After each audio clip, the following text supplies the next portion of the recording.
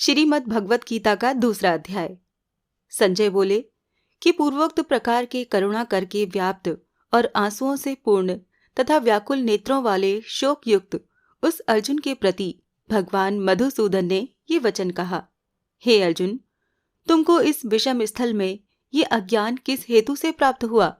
क्योंकि ये न तो श्रेष्ठ पुरुषों से आचरण किया गया है, न स्वर्ग को देने वाला है, न कीर्ति को करने वाला है। इसीलिए हे अर्जुन, नपुंसकता को मत प्राप्त हो, ये तेरे योग्य नहीं है। हे परंतप, तुझ हृदय की दुर्बलता को त्याग कर युद्ध के लिए खड़ा हो।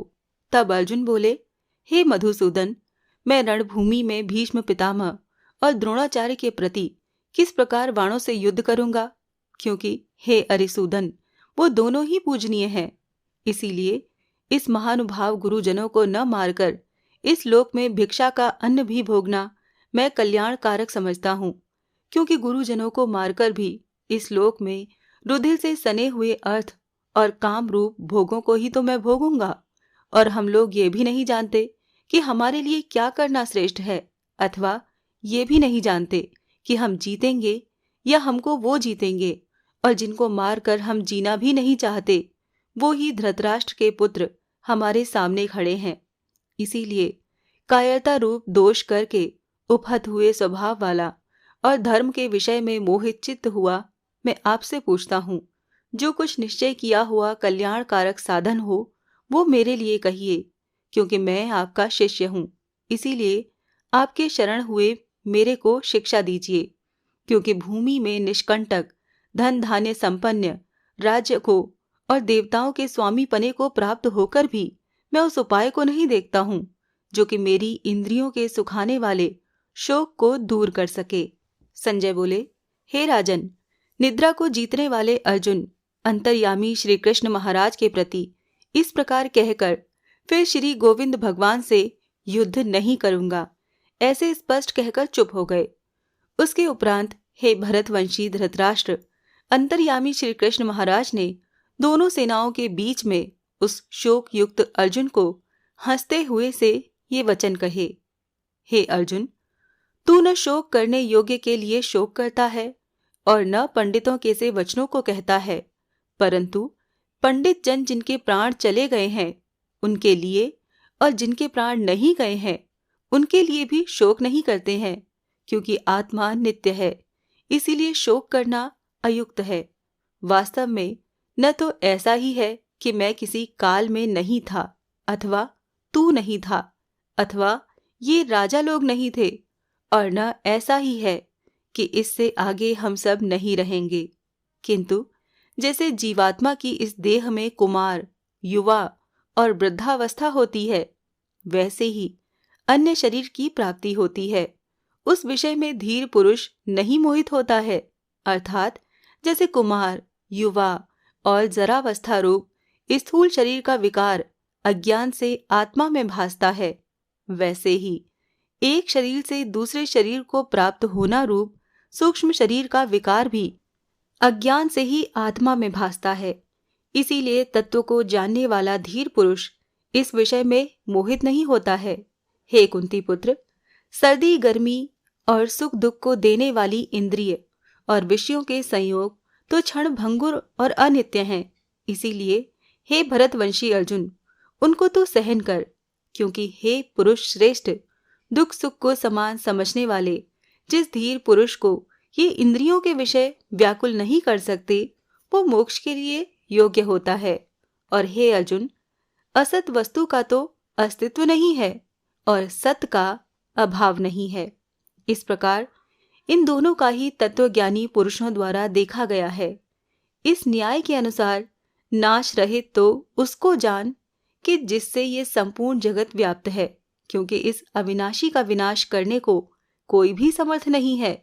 और इस नाश रहित अप्रमेय नित्य स्वरूप जीवात्मा के ये सब शरीर नाशवान कहे गए हैं।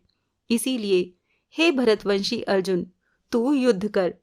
जो इस आत्मा को मारने वाला समझता है तथा जो इसको मरा मानता है, वो दोनों ही नहीं जानते हैं। क्योंकि ये आत्मा न मारता है और न मारा जाता है।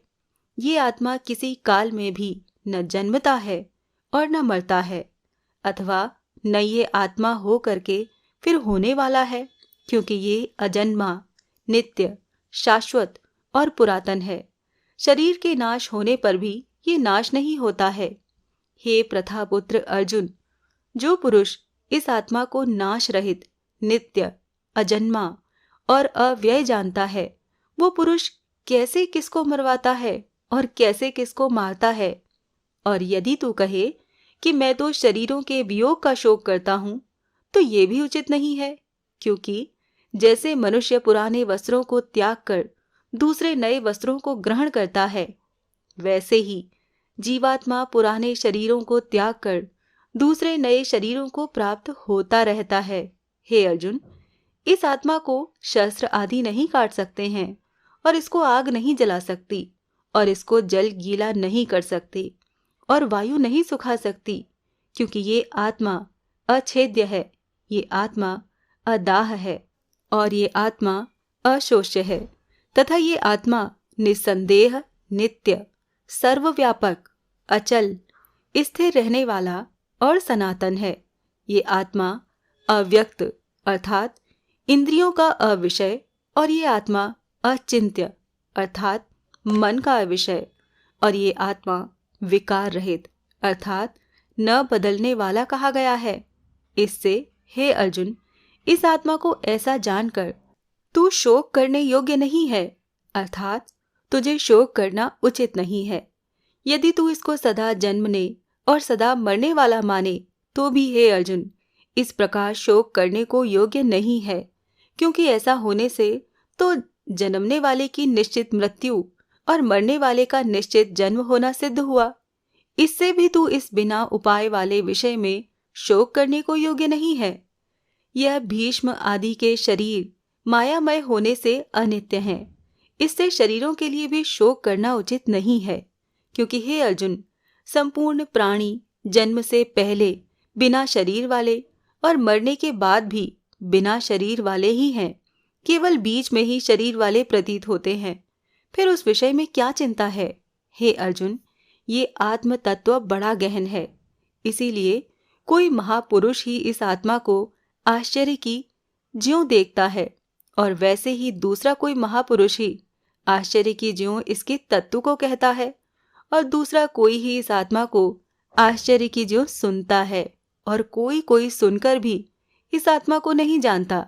हे अर्जुन, ये आत्मा सबके शरीर में सदा ही अवध्य है, इसीलिए संपूर्ण भूत प्राणियों के लिए तू शोक करने को योग्य नहीं है, और अपने धर्म को देखकर भी तू भय करने को योग्य नहीं है, क्योंकि धर्म युक्त युद्ध से बढ़कर दूसरा कोई कल्याण कारक कर्तव्य क्षत्रिय के लिए नहीं है। हे पार्थ, अपने आप प्राप्त हुए और खुले हुए स्वर्ग के द्वार रूप इस प्रकार के युद्ध को भाग्यवान क्षत्रिय लोग ही पाते हैं, और यदि तू इस धर्मयुक्त संग्राम को नहीं करेगा तो स्वधर्म को और कीर्ति को खोकर पाप को प्राप्त होगा, और सब लोग तेरी बहुत काल तक रहने वाली अपकीर्ति को भी कथन करेंगे, और वो अपकीर्ति माननीय पुरुष के लिए मरण से भी अधिक बुरी होती है, और जिनके तू बहुत माननीय होकर भी अब तुच्छता को प्राप्त होगा, वो महारथी लोग तुझे भय के कारण युद्ध से उपराम हुआ मानेंगे, और तेरे बैरी लोग तो तेरे सामर्थ्य की निंदा करते हुए बहुत से न कहने योग्य वचनों को कहेंगे। फिर उससे अधिक दुख क्या होगा? इससे युद्ध करना तेरे लिए सब प्रकार से अच्छा है, क्योंकि या तो मरकर स्वर्ग को प्राप्त होगा अथवा जीत कर पृथ्वी को भोगेगा। इससे हे अर्जुन, युद्ध के लिए निश्चय वाला होकर खड़ा हो। यदि तुझे स्वर्ग तथा राज्य की इच्छा न हो तो भी सुख दुख, लाभ हानि और जय पराजय को समान समझकर उसके उपरांत युद्ध के लिए तैयार हो।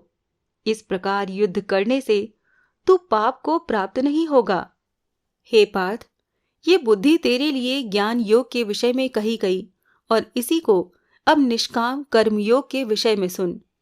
जिस बुद्धि से युक्त हुआ तू कर्मों के बंधन को अच्छी तरह से नाश करेगा। इस निष्काम कर्मयोग में आरंभ का अर्थात बीज का नाश नहीं है, और उल्टा फलरूप दोष भी नहीं होता है। इसीलिए इस निष्काम कर्म योग रूप धर्म का थोड़ा भी साधन जन्म मृत्यु रूप महान भय से उद्धार कर देता है।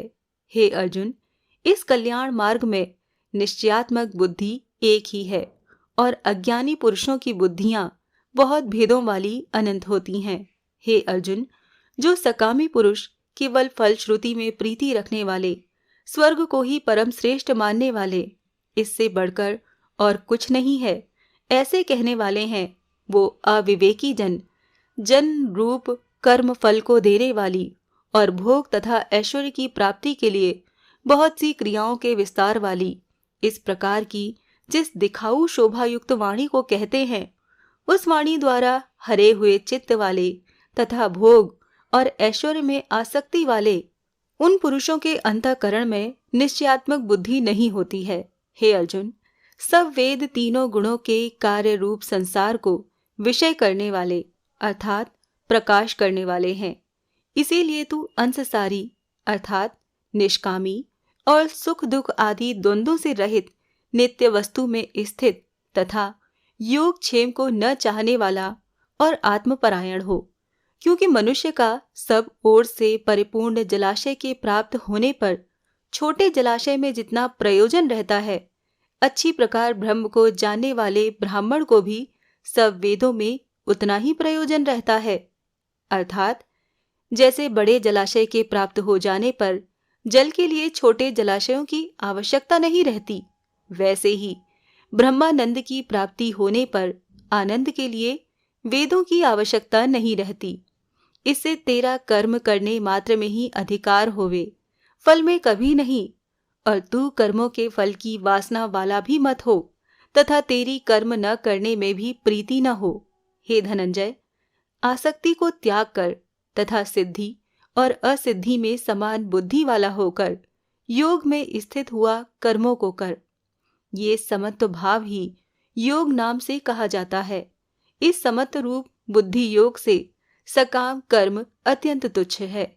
इसीलिए हे धनंजय, समत्व बुद्धि योग का आश्रय ग्रहण कर, क्योंकि फल की वासना वाले अत्यंत दीन है। समत्व बुद्धि युक्त पुरुष पुण्य पाप दोनों को इस लोक में ही त्याग देता है, अर्थात उनसे लिपायमान नहीं होता। इससे समत्व बुद्धि योग के लिए ही चेष्टा कर। ये समत्व बुद्धि योग कर्मों में चतुरता है, अर्थात कर्म बंधन से छूटने का उपाय है, क्योंकि बुद्धि योग युक्त ज्ञानी जन कर्मों से उत्पन्न होने वाले फल को त्याग कर जन्म रूप बंधन से छूटे हुए निर्दोष अर्थात अमृतमय परम पद को प्राप्त होते हैं। हे अर्जुन, जिस काल में तेरी बुद्धि मोह रूप दलदल को बिल्कुल तर जाएगी, तब तू सुनने योग्य और सुने हुए वैराग्य को प्राप्त होगा। जब तेरी अनेक प्रकार के सिद्धांतों को सुनने से विचलित हुई बुद्धि परमात्मा के स्वरूप में अचल और स्थिर ठहर जाएगी, तब तू समत्व रूप योग को प्राप्त होगा। इस प्रकार भगवान के वचनों को सुनकर अर्जुन ने पूछा, हे केशव, समाधि में स्थित स्थिर बुद्धि वाले पुरुष का क्या लक्षण है और स्थिर बुद्धि पुरुष कैसे बोलता है, कैसे उठता है, कैसे चलता है?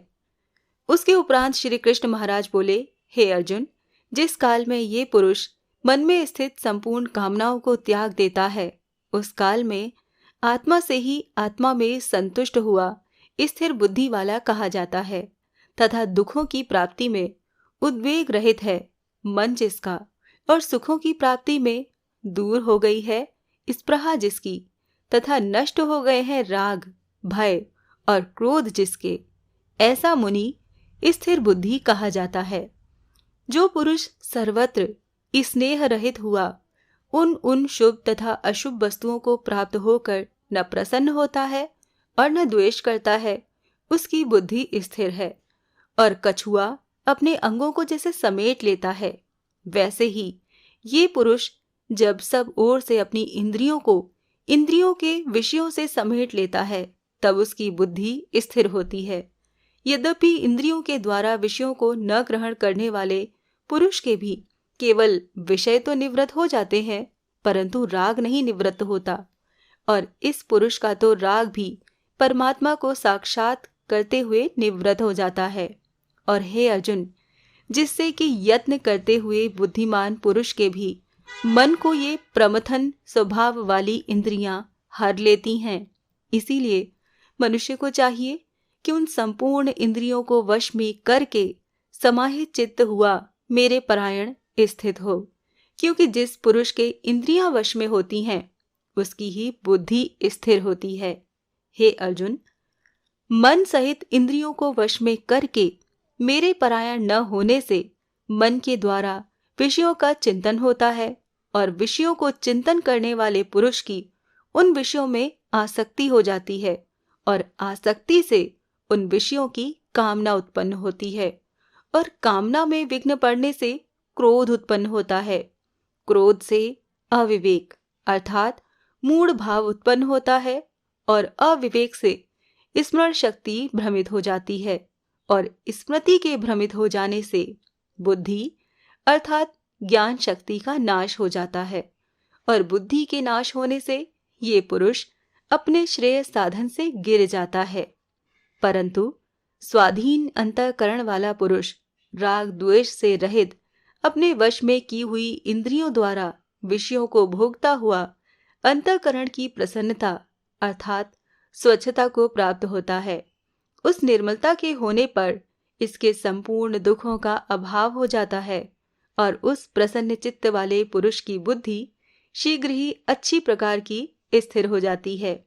हे अर्जुन, साधन रहित पुरुष के अंतःकरण में श्रेष्ठ बुद्धि नहीं होती है और उस अयुक्त के अंतःकरण में आस्तिक भाव भी नहीं होता है और बिना आस्तिक भाव वाले पुरुष को शांति भी नहीं होती है। फिर शांति रहित पुरुष को सुख कैसे हो सकता है? क्योंकि जल में वायु नाव को जैसे हर लेता है, वैसे ही विषयों में विचलती हुई इंद्रियों के बीच में जिस इंद्रिय के साथ मन रहता है वो एक ही इंद्रिय इस अयुक्त पुरुष की बुद्धि को हरण कर लेती है। इससे हे महाबाहो, जिस पुरुष की इंद्रियां सब प्रकार इंद्रियों के विषयों में वश में की हुई होती हैं उसकी बुद्धि स्थिर होती है।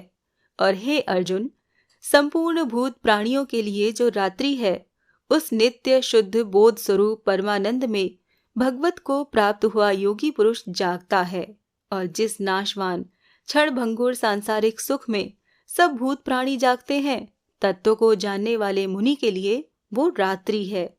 जैसे सब ओर से परिपूर्ण अचल प्रतिष्ठा वाले समुद्र के प्रति नाना नदियों के जल उसको चलायमान न करते हुए ही समा जाते हैं, वैसे ही जिस स्थिर बुद्धि पुरुष के प्रति संपूर्ण भोग किसी प्रकार का विकार उत्पन्न किए बिना ही समा जाते हैं, वो पुरुष परम शांति को प्राप्त होता है, न कि भोगों को चाहने वाला।